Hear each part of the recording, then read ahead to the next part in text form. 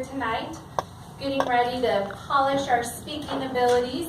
There are millions of families throughout the world who are having to make some very tough decisions.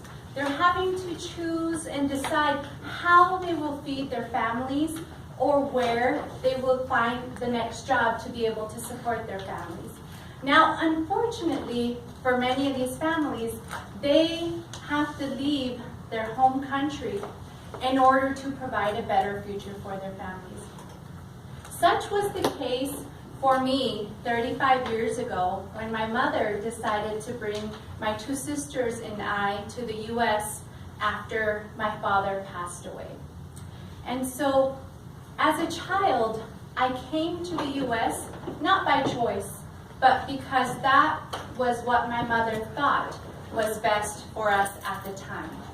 Now, I consider myself to be one of the very fortunate immigrants to this country because I was able to gain a legal pathway to residency followed by citizenship.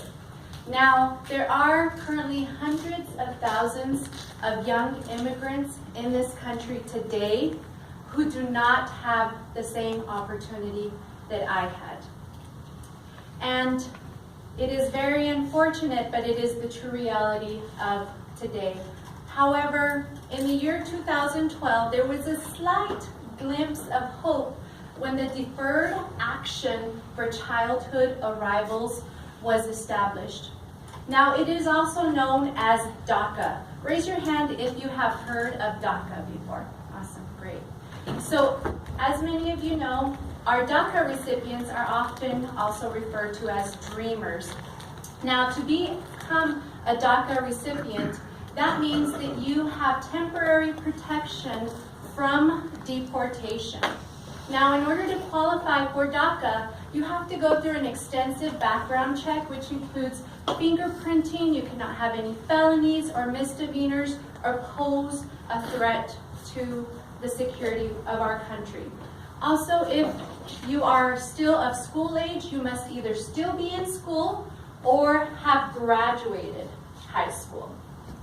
Now, our dreamers are a highly skilled labor workforce that we have here benefiting our economy locally and nationally, as well as our society. According to the Pew Research Center, DACA has benefited approximately 800,000 young immigrants. Now, these 800,000 young immigrants have been able to go to school, attend colleges and universities. They have been able to gain employment. Now, who are these dreamers?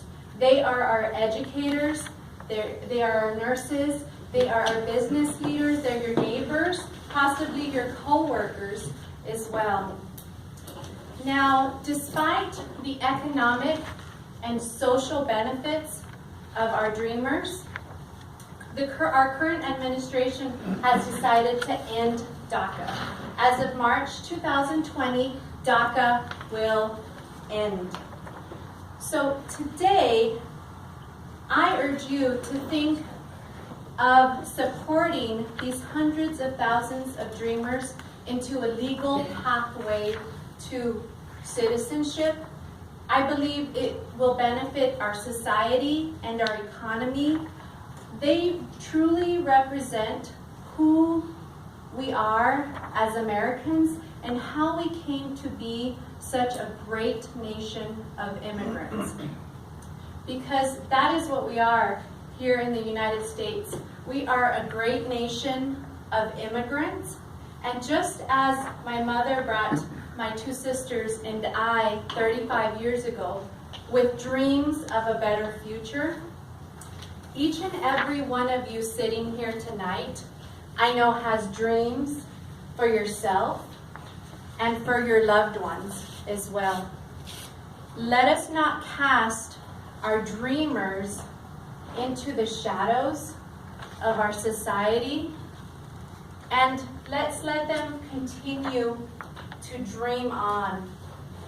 Now, Martin Luther King Jr. once said, "There is never a wrong time to do what is right. And I truly believe that right now is the right time to support our dreamers. Thank you.